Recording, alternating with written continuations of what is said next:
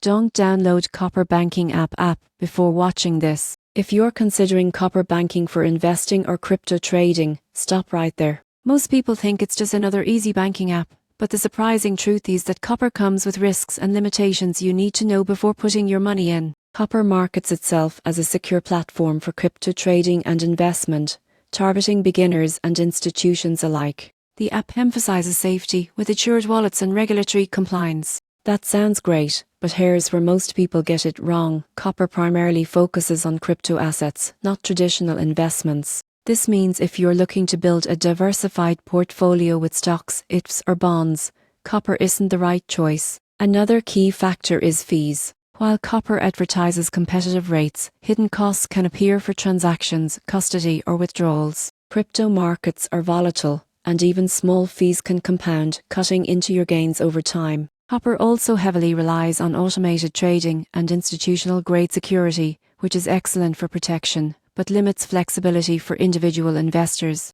You won't have the same level of control or customization that a traditional brokerage offers. On the upside, Copper does provide a robust platform for secure crypto custody. For people who want to hold and trade digital assets safely, its insurance and regulatory measures are a real advantage. It's also beginner-friendly for those new to crypto investing, offering clear interfaces and straightforward account setup. In conclusion, don't download Copper Banking expecting a full-service investment solution. It's ideal for crypto enthusiasts who prioritize security and simplicity, but not for anyone seeking traditional market diversification. Knowing its limits upfront ensures you make informed choices and protect your investments effectively.